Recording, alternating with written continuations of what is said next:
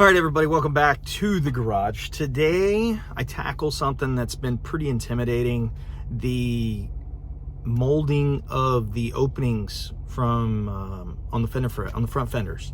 So I had to bring both the front and rear of the fender flare out because I moved the wheel out, the radius of the turn changed, and so I had to clear the wheel. Hence, a bigger opening, had to modify the already flared fenders. Here we go. I create a small mold, or better yet, a patch panel, and then I'll show you guys how I did that, how I installed it, and what the plan is to make sure everything looks good when I'm done. Let's go. So right now I'm mixing in the catalyst, 1 to 1.25% for the fiberglass vinyl ester resin. So 4 ounces, 1.5 cc's of catalyst, 4 ounces of resin. So real quick, foil tape filled this gap, naturally created a radius. I've got some pre-cut pieces, so let's get to laying. Don't worry, calm down.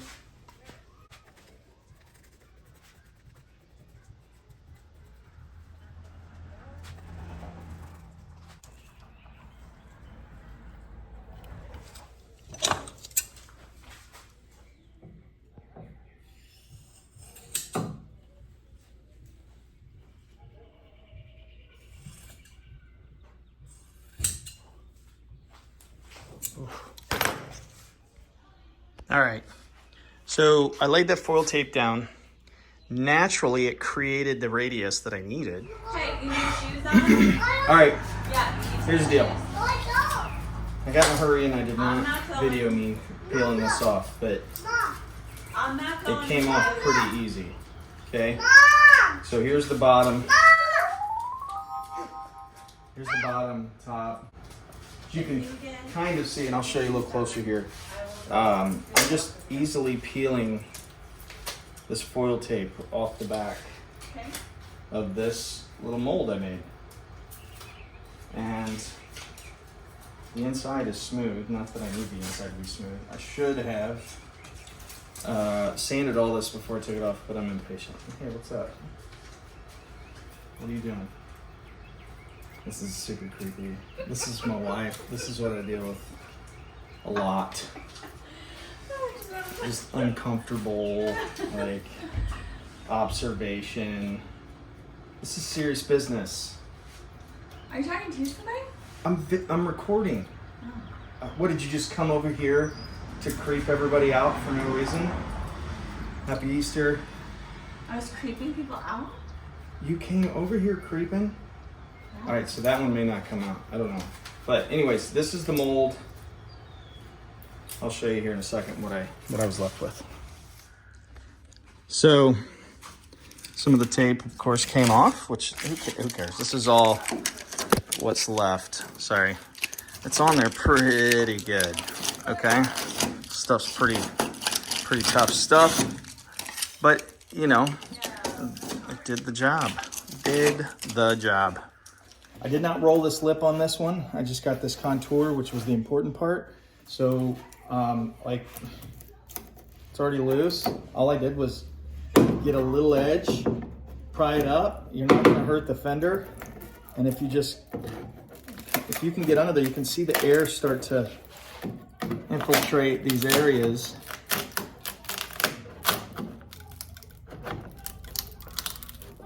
Some of this tape, oh, that's it.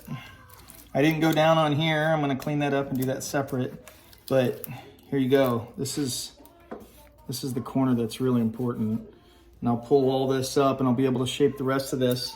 So here's the front. Similarly, came off very simply. Not a lot of work to do that at all. So now I have this contour, and when I pull all this off, it's gonna look just like that, or very similar, and it's missing all kinds of material. So I'll be able to find the best way to use these kind of molds, I guess is what you'd call them. And I'll prep all of this to receive fiberglass over it if I decide to sandwich it. Either way, I'll make sure it's prepped. All right, don't shoot me. I really am banking on getting better at this. Let me show you what I'm doing. All right. So I trimmed up that little piece that I molded. I cut out a little section, and then I just kind of laid it in. I burned out a little area to where this would kind of inset. I'll end up going over this with fiberglass. I still have to do something here. Gosh, that's horrible. I suck at this. Anyways, gotta crawl before you walk. The panel bond will hold it together long enough to where I can take it down, start laying in fiberglass on this whole panel. I'm gonna move to the rear now and see how I can inlay it. All right, well, clearly I ran out of vice grips, which is silly because apparently I only have 6, which is definitely not enough to do this job. So, word from the wise, get you a crap ton of vice grips because I'm just too cheap. I don't want to go out and buy a ton of vice grips.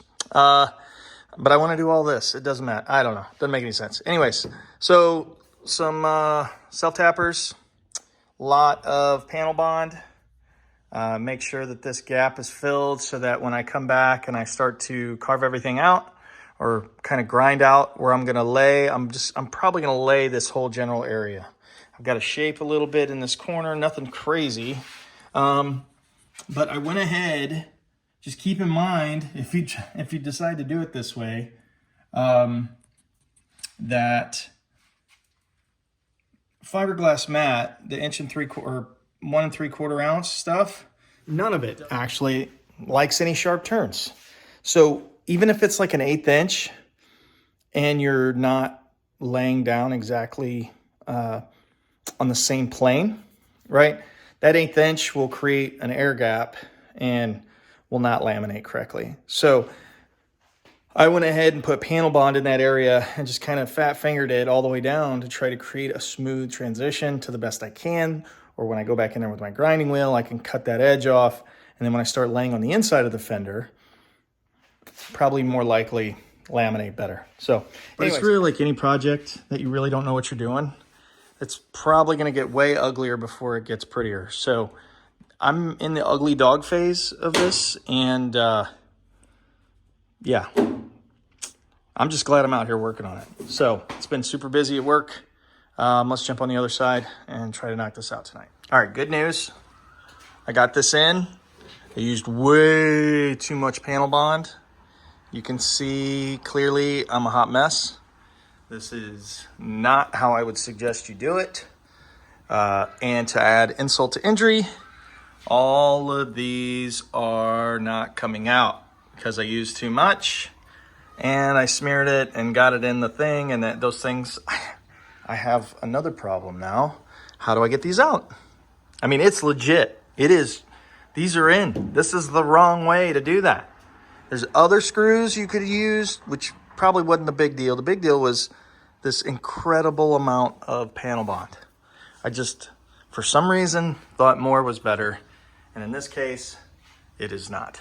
So I still have to lay this backside in, but I'm going to show you now what the result is. Right now it's up in the air, which means the tire is actually sagging just a little bit, maybe a 1/2 inch, 3/4, maybe even a full inch from where it's going to sit.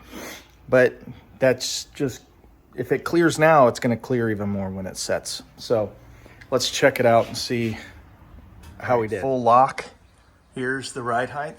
Oh my gosh, there's a little pressure. Oh, sorry. So it's really hard being in this confined spot. But so you can see there's a couple inches. This is going to come up an inch at least. All right. So when we go full lock, oh God, I got caps on the pump, so it's tight. But that's lock, right? It's plenty of room. And when it sets, it's going to be even more. Okay. Oh, all right. That's all right. We're good. I'll clean that up a little bit. But the reality is this is actually shorter than the factory.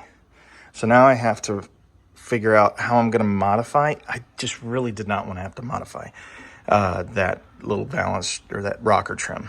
So I have to figure something out there. Everything I do is creating more work, another project. And this is what happens, right? When you don't know what you're doing or you have the wherewithal to make the effort, some mechanical ability, but it's just not something you do every day. So if I say anything, it's like, be careful that the project you're working on doesn't create 2 more projects, right? Or at least try to look that far ahead if you can as to what it's gonna create for you, you know, as you go through. Because these fit, just for the record, if I would have just left these wheels alone, put them in the fender like they're supposed to, I wouldn't have had to tot it. That's what I would call it. I wouldn't have to cut all this shit open and do all this. So anyways, this one, let's see how this goes. So that's good. That's way more than I need, or just probably perfect. And all this, you know, obviously ton of work still left to do. This is pretty close. This is pretty close. That'll get trimmed down. The wheel will go up. Not exactly sure how I want to finish that. But this is significantly shorter. The original one probably came out to here. So as far as the actual structure, I have enough here to move forward, get the rest of the fiberglass laid in. But that fender's a mess. They're all kind of a mess. I ran out of vice grips.